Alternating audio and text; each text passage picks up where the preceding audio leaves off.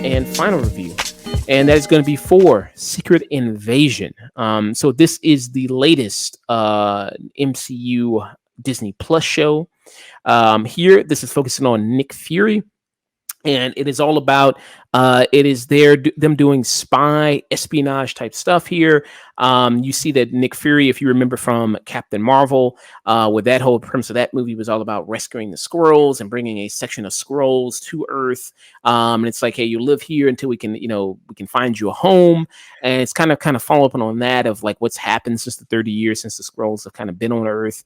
And you see now that there is a rogue sect of Skrulls that are kind of here that are all about, listen, since you can't find us a home, we're just going to take this one. This looks pretty nice, so we can kind of take this over. We're already here. We just kind of can do that. And one of the people leading the rogue Skrulls is actor named Kingsley Benadir, who people know he played Malcolm X in One Night in Miami. He also played Barack Obama in the what was it? What movie was that? What's the Oliver Stone? Did he do that movie? I can't remember. It was in Las Vegas, right?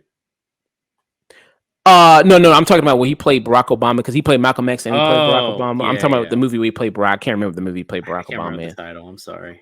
Yeah, but he plays Gravik, who plays the leader against these kind of rogue Skrulls who are kind of trying to take over Earth. And you see Nick Fury, who's trying to stop this. He's working with Ben Mendelsohn, who was the Skrull that we met in Captain Marvel. Talos. They're kind of working in tandem to try to stop this. And I like that. People have always complained with this MCU stuff, right?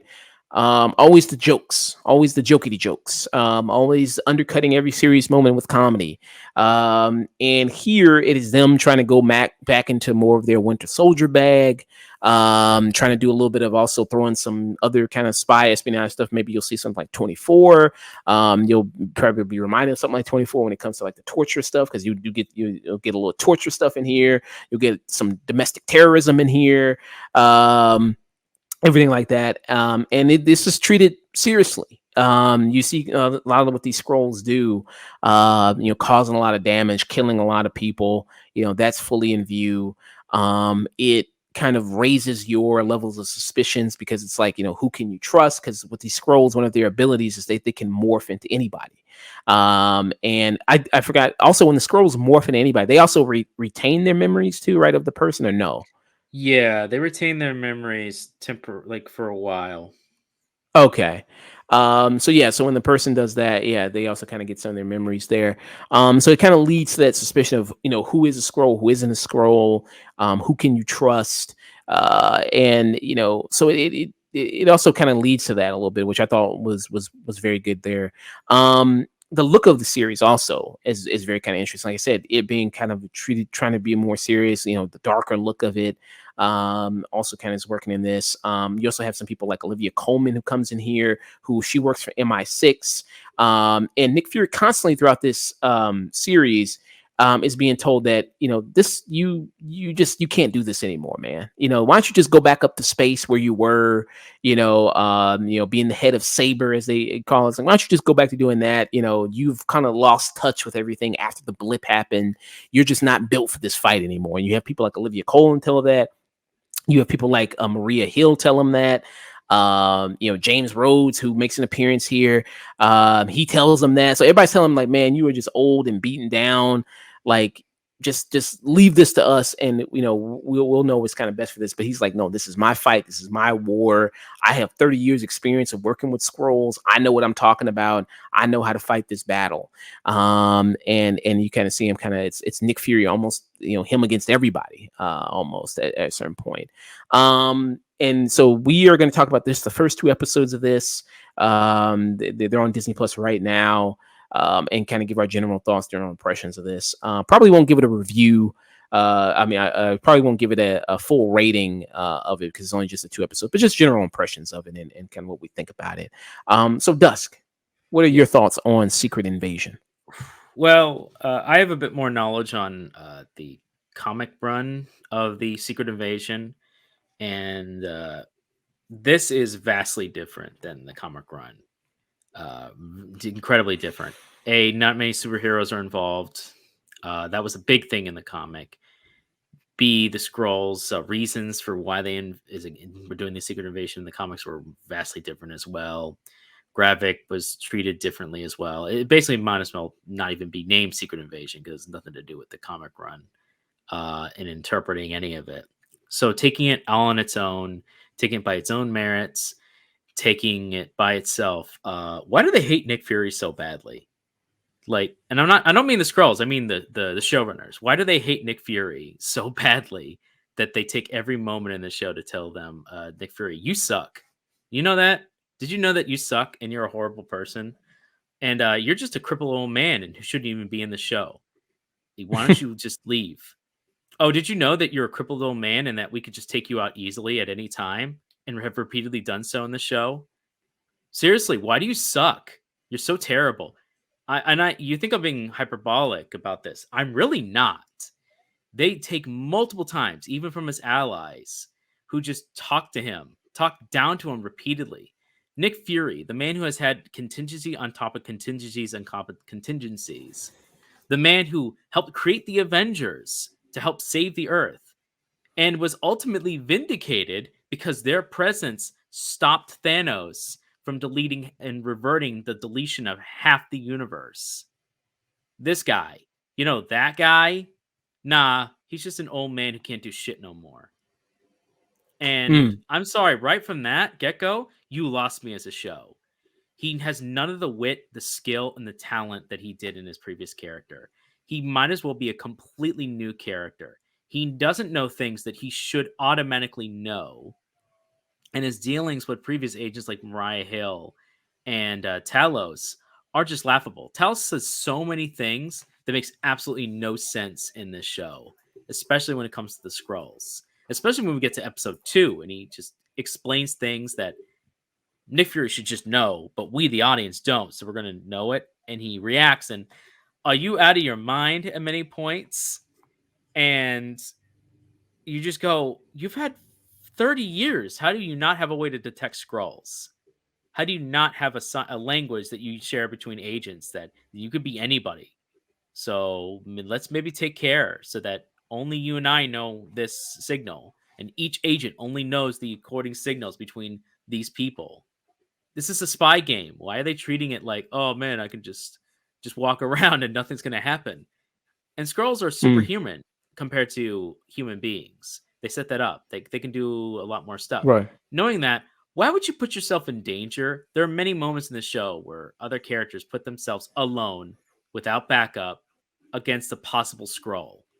Why in God's name would you do that? Especially in this show. I've seen a lot of spy shows. I've seen shows like Blacklist. I've seen The Americans. I've seen many different shows, other CIA or NCIS. This plays like none of those. This plays like just a fairly generic, really slow burn series that really that really just doesn't even understand the concept of the show that it's doing. You mentioned it's slow burn, so there's only supposed to be 6 episodes Yeah. with this series. Only supposed to be 6 episodes. So usually they do with these Disney Plus shows what 8 typically is a number. 8. God help you if it's 12. Yeah, so usually 8. So they have a smaller number of episodes here with 6. And you speak about Nick Fury and why the series, you think it hates Nick Fury. I think it's trying to set up Nick Fury as kind of being somebody. Well, you got to set him up as being a little bit of a character who's against all these odds, right? Like, how is this guy gonna match this? Is he out of his depth? I think you got to have a little bit of trying to set up a little bit of doubt there as an audience. Sure. You can do that. Oh, go ahead. I'm saying you can do that, but still have the character be smart. You can have the character still be smart, but be surrounded by people, and he doesn't know who he can trust. He doesn't know who's who.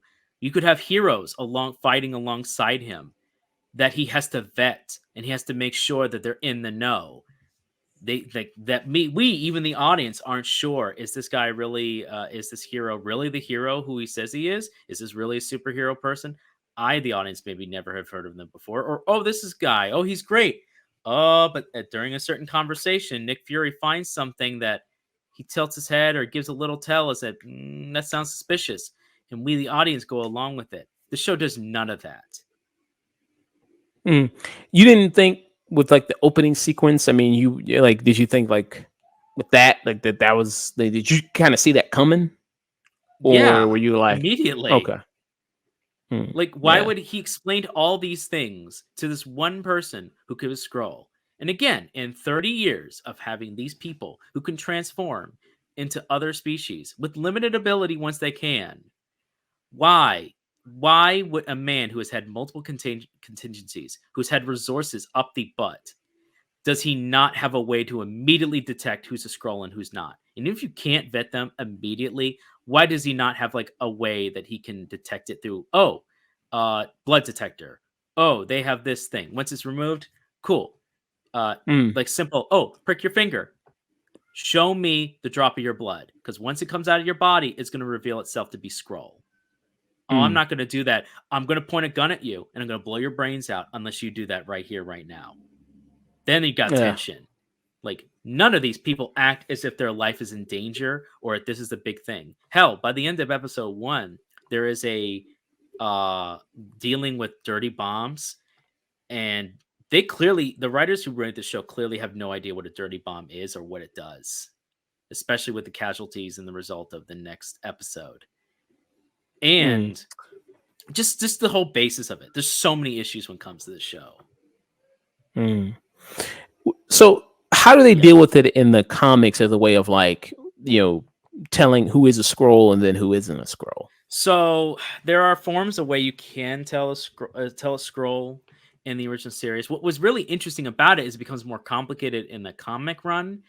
Is that certain scrolls, if they can get possession of the hero, they keep that hero under stasis, and now they can copy their power as long as they're under that protected stasis.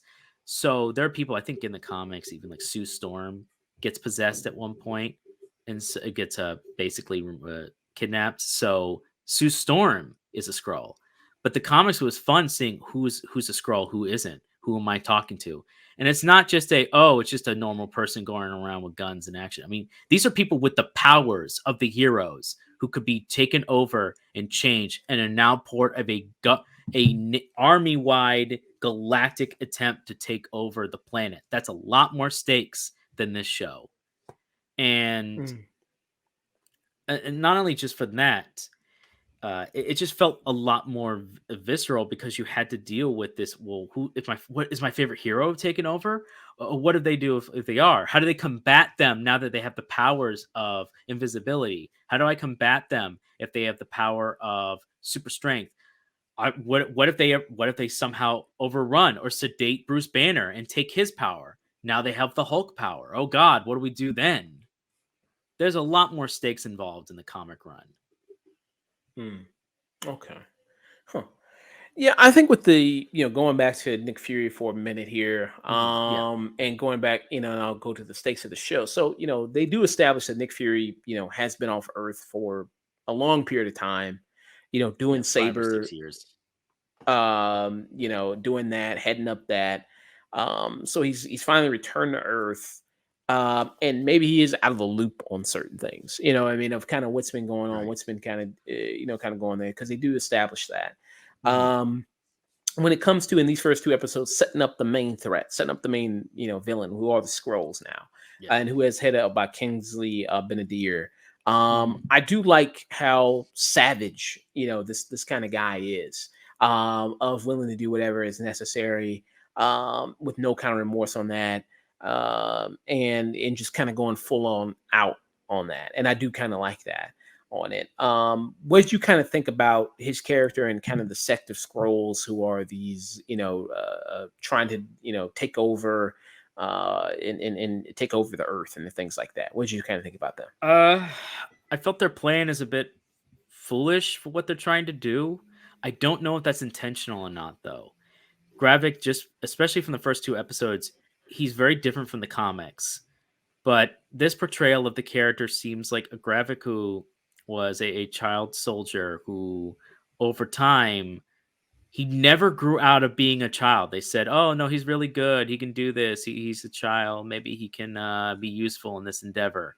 And he never stops acting like a fervent child, like a child who is angry all the time, resentful all the time because, quote unquote, Nick Fury promised us something. First of all, is it based on the context clues and even what we can see based on the original Marvel movie, Captain Marvel movie? It's Carol Danvers' fault along with them. She went looking out with them to find them a new planet. And let's also be honest, they never really bring this up in the show so far. The Kree fought against the Skrull and kicked them so badly that they nearly got extinct as a people. But whenever they tried to go to other planets, they caused trouble, and the other planets don't want anything to do with the Skrull. So maybe if every other planet you've ever visited doesn't like you and has problems with you, maybe it's your fault. No offense, maybe it's your Uh, fault. So now your big uh, plan is, let's take over this planet because screw you, you didn't get me what I promised. yeah. Yeah, that seems kind of the motivation is that a lot of these scrolls are tired of waiting for a new planet, tired of doing that. Yeah. They want a home now, so that seems to kind of be their main motivation there. Um, Instead of just blending into society and just accepting that you're living coexisting on this planet where you can eat, live, and have children and continue to coexist with now this new species until eventually when you get your new planet, eventually, if that day ever comes, they're like, hmm, nah, I'm gonna nuke the whole planet and kill everyone but us on it. That's hmm. a smart decision. Yeah, we kind of got to break it down like that. Yeah, it's like yeah, I guess you could just do that, but I mean, That's what you know, Talos wants. Talos just wants to what, just live among and just do Yeah, that, he and yeah, says him perfectly when appropriately in the second episode when they're on the train and he's talking. Hey, without your clearance, a while back, I may have brought in instead of the handful of scrolls that lived on the planet, I may have evacuated the entire species to your planet without telling you. So that's about a yeah, million scroll. What? yeah. Are you out of your scaly mind? You brought your entire population to this planet. What else are going to do? Tell me. We could have worked on a plan. We could have put things into effect. I was ahead of Shield. I'm ahead of Saber right now. We could have gotten you a planet much sooner. I'm sorry. In the last couple of years, we had to deal with the Avenger level threats, and we had to deal with Thanos. So I've been a little preoccupied. We're also dealing with the Kree stuff, which I'm sure Kree has been too helpful. This series seems to also forget about the Nova Corps and a few other places that maybe could have helped the Skrull Mm, as well. Captain Marvel could have easily helped the Skrull, but seemingly she doesn't have time for that. mm, So I don't know what they're kind of doing with this. And Gravik, I have nothing against the actor who plays him. He seems like a fair enough guy, but the dialogue and the way he's just doing it, especially there's one scene where he goes into a meeting with other Skrulls, a meeting he wasn't invited to. And at one point, it's just slamming his fist, going, "It's like a war. It's like a war." And it's just the funniest thing I'd seen in a long time. And I'm just like, slow it down, Chief. Come on, yeah. You slow think it. he's playing? You think he's playing a little too villainous? He's playing it so hammy that they're in a car, they're in a ride, and he takes a gun out and just clocks it. And the other guy's like, "Nah, nah, it's gonna be all right. We're just gonna take you to the middle of the woods, and I have a gun that I clock, but it's gonna be all right. Just step out of the car. It's all good. Bam, bam." You Mm, just like amateur hour, bro. yeah. If you're gonna be What do this you, villainous, come on. okay. What did you think I don't about know. his Mhm. right Mhm. hand person in this? Who's Amelia Clark in I this? thought I feel bad for Amelia Clark. She started off in Game of Thrones famously until that show unfortunately went tanked. Then she was in the Terminator franchise until that too didn't work out. So she's just gone to bad thing after bad thing. But the funny thing is, I think she's a really cute actress. I think she's actually really good at the roles that she can play. I think she's actually good in the smaller roles, in the roles that have her being either a romantic lead or with a bit more comedy or a bit more a slice of life elements. I think she does those way better. She has really good emotions when she does it. So playing like an action character or this isn't really suiting her. But I do think she does the best she can with the material she's given. She kind of plays this like punkish kid. All the Skrulls feel like all the leaders that you're kind of this terrorist group feel like children. They just feel like angry, bitter kids that didn't get what they wanted, so we're going to take it on the world. She's the revealed to be Talos's daughter by episode 1, and just like the way she handles it, it's just like, God, you're doing this all out of spite. Why? Well, because you didn't get what you wanted. Yeah, because It's called growing up. Go ahead. yeah, there seems to be some. So, like you said, she's the daughter of Talos. There's some tension between him and her, Yeah. especially the mother. The mother passed away. I was trying to figure. So maybe I missed it. But did they make it clear what happened to the mother? No, they did not make it clear at all in that Okay. scene. Yeah, so Just maybe it's that gonna she get did. revealed later of like what exactly happened Right. there. I see your feeling about a lot of them kind of being kind of punks a little bit. Kind of like, listen, we want what we want. We kind of want it now. I kind of get your feeling there. But and also when they do that whole when Kingsley Milandia, when he goes to that whole big council of scrolls, and you see that the scrolls are some of the heads of the most powerful organizations in the world. Like you have one guy Yeah. who's a scroll who's the head of NATO. One of the scrolls is the British Prime Minister, things like that. And you kind of see how they've kind of been put in society and everything like that. And one of the person in that meeting, does make a good point of like, well, the reason that we fled was not because we didn't fight. We did. We just, we lost, and it caused all these casualties, and that's what kind of caused it. If you want to start another war that's going to cause also another casualties, you know what I mean? How do we know that's not going to end the same way? And then that person there kind of makes a good point there. It And kind of remember what he retaliates with. Like, because they bring up off screen, by the way, not right there. They do it over dub. Well, what about the Avengers? What if they return? Don't worry, guys. I got a plan for that. Trust me. It'll be great. Yeah. Which, I mean, the Avengers now, I mean, it's not even really Avengers, you know what Yeah, I it mean? ain't It's really like, Avengers, so so it's like you don't really have that much to worry about yeah. there, which you could have, I don't know. I don't know what the general public in the MCU knows about the Avengers or the state of I the mean, Avengers. ever I don't know. since they that could have been clever too. If it's a now's the time to strike, they don't have Earth's mightiest heroes. And the ones that are scrambled or in fixed positions. They're not at their peak. We can do this now. It's a now or never. If that was more of what he was going for and why he was being so speedious, so intent on doing it now with just this fervor and anger, they have to explain why he's just so angry because the actor plays it. Also, I really hope he enunciates more because he just mumbles through so many of his lines, and I had to like rewind a few times. I'm like, "What? What did you Mm, say?" I interesting. like I I want to don't know. understand you. No, maybe it's because he's British. Maybe that's what it is. I don't know, man. He leaned back at one scene. He's like, "We had a more you than one," and you're like, I didn't understand a single word you said, brother." Mhm. Yeah. So I think they'll explain that later on Right? more. We have still some more episodes to go Yeah, but of quite a bit more. yeah, of what's gonna happen there, of getting into a lot of the backstories with this. And they said that this is also supposed to be more of getting into Nick Fury, his history, his Hmm. backstory. We see a flashback sequence that we mentioned when we talked about I think it was Indiana Jones, where we talked about Hmm. that, of how there is a de-aging sequence with him, 30 years there. So yeah, we're gonna get more into that. In the ending of the second episode that we see, I thought that was kind of good. I think there's some really good moments in this series, like the stuff, Samuel Jackson as Nick Fury, I think does a great job. I think a lot of the dialogue scenes between him, and then like I love the sequence with him and Don Cheadle returns as Rhodey. I Hmm. thought that was really good. I thought that was kind of a good kind of back and forth that they had. That was really good about power and how you use power and kind of what happens there. I thought that kind of worked kind of well. I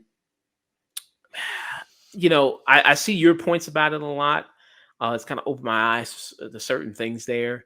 Again, I don't know. I'll see how this ends. I'll see how this wrap up, and we'll come Right. back when this series is done, and we'll see. Kind of we'll give a Right. final rating for it. I'm not going to give a rating for it now because it's only two No. episodes This is in. just our first thoughts. Yeah. From I guess. Oh, yeah. go ahead. What did you feel from a technical point of view? Where at one point they say, okay, so these guys and terrorists are in a Russian base that we can't find. We don't know how to find them, but we also know that they're surrounded by radiation. We don't know where this radioactive nuclear power plant, because it has to be connected to electric grid for them to do what they got to do. But we don't know where that is. It's Mm, above ground. Why don't you have satellites? mm, yeah. Like you can't hide that. Now, if they said it's a underground, it's like a well, we should see it on satellites. The Soviets built it underground so that it wouldn't be bombed during the Cold War, and that there are industrial cities that we don't have access to that we need to get the blueprints to, but it be held in the Kremlin. And it's like that would be an interesting mission. We got to get in there to get details to even find their base. They got it, but we need to find copies. But no, Mm, it's on the open, and I mean, and then we'd have to somehow bypass the radiation, which that's tension, that's neat. But I'm like, you just point with a satellite, and if you're really that desperate, just shoot, just hail bomb fire on top of the entire scroll. I'm sorry, yeah. like they're a But bunch of terrorists trying to destroy the world. yeah. But if they, I mean, since it's on Russian, wouldn't that be an issue because it's on Russian territory? They just start. I mean, one of the Russian leaders is probably Skrull. You take that guy out, and then you order and you impersonate him with Talos as another scroll, and then you order missiles to be fired on your own land, and just say the Mm, terrorists are there. yeah. Or you perform, or Nick Fury could covertly do it himself or do other things. There's a lot of creative ways they could have gotten. I know that's like that's a great way of being like, oh, well, we can't interfere with international. Well, I guess we'll have to do us the old fashioned way. Clock's Mm, done. yeah. And Nick Fury now you see kind of his perspective on things have kind of changed because he's about like I'm not just about the United States. I'm not just about that. I'm Yes. about the planet. Like Yeah. my worldview is much bigger than just this narrow thing of Yeah. countries and borders and everything. It's like I'm Yeah. about the planet here. To be You fair, know, even from the very beginning, he always was. well, yeah, that is true because he did have the Avengers there. Yeah, I Yeah, guess to it's him, he's like a global super. It's like we need global defenders. It doesn't matter lines. Lines never mattered to Fury. To him, it was one encompassing mission that the Earth needs to be protected and defended, and that there's always a threat. There's always something trying to screw us over, or take away our freedoms, or do whatever. That's why he built the Helicarrier. helicarrier. Yeah, why he Yeah. built the helicarrier. So couldn't worry about international lines. He could go around wherever he needed and drop whoever he needed in these places. And why creating that automatic system, why he argued initially why that was good. We can just take someone down. We don't even have to get involved. We can just snipe them out from way far away with nobody. And Captain America was against that because that's too much automation. That's too much removal of people's freedoms. And that was a good theme between the two. And ultimately, Hydra tried to usurp that weapon because it was so good. Yeah. Yeah. Mm, yeah. So yeah, any final thoughts on Secret Invasion?